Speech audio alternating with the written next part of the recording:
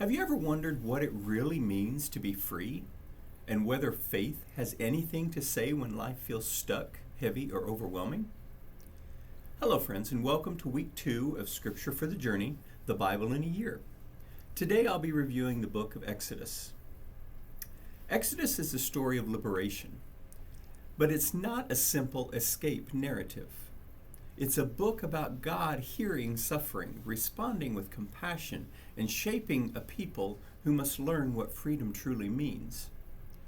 Where Genesis introduced us to God as creator and covenant maker, Exodus reveals God as a deliverer, a guide, and a faithful presence in the midst of struggle.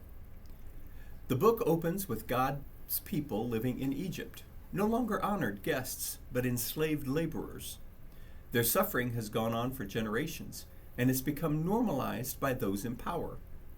Yet Scripture is clear about one thing: God hears their cries. Exodus reminds us that oppression never goes unnoticed by God.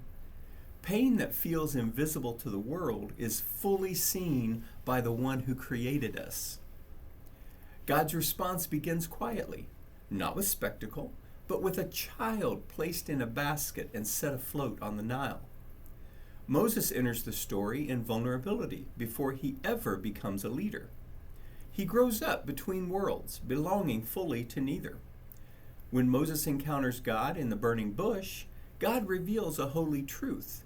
God is not distant. God sees suffering, hears cries, and comes down to deliver. Moses resists the call, filled with doubt and fear. But God remains patient. And Exodus teaches us that God often calls imperfect people who feel unprepared. The confrontation with Pharaoh reveals another central theme of Exodus. Freedom is resisted by those who benefit from the system. Pharaoh's heart hardens, not just out of stubbornness, but because power rarely releases control willingly. The plagues are not random punishments. They expose false gods and systems that claim ultimate authority. Through them, God reveals that no power is greater than compassion and justice rooted in divine love. The crossing of the Red Sea becomes one of Scripture's defining images of deliverance. The people stand trapped between an advancing army and an impassable sea. It's a moment of fear and desperation. God makes a way where none seemed possible. Exodus reminds us that liberation often begins at the point where human solutions fail. Freedom isn't something that people achieve. It's something God provides. But Exodus doesn't end with escape. That's where the deeper work begins. The wilderness becomes a classroom of faith. Freed people must learn how to live free. Hunger, fear, and uncertainty surface quickly. The people long for what they left behind, even when it was harmful. Exodus is honest about how difficult change can be. Slavery may be destructive, but it can still feel familiar.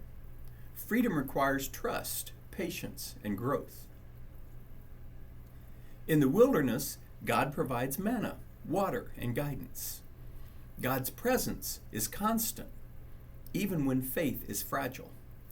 A pillar of cloud by day and fire by night reminds the people that they are not traveling alone. Exodus teaches us that God's presence doesn't disappear when the path becomes uncertain. In fact, it often becomes more visible. At Mount Sinai, the story shifts again. God gives the law, not as a burden, but as a gift. The commandments are not given to enslave the people, but to help them live in freedom with one another. Exodus reframes obedience as relationship. God is shaping a community rooted in justice, compassion, and care for the vulnerable. Freedom is not only personal, it's communal. One of the most powerful moments in Exodus occurs when the people create the golden calf. Fear and impatience lead them to shape something they can control. Yet even in this failure, God remains committed to the covenant. Moses intercedes. God forgives. Exodus shows us that faithfulness is not about never failing. It's about returning to relationship again and again. The book closes with the construction of the tabernacle. God chooses to dwell among the people, not above them or apart from them. God's glory fills the space where the community gathers. Exodus ends with movement, not arrival. The journey continues, but the people no longer walk alone. Exodus tells us who God is in times of struggle.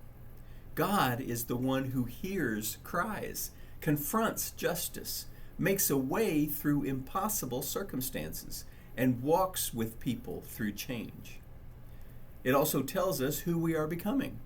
People shaped by grace, learning freedom one step at a time.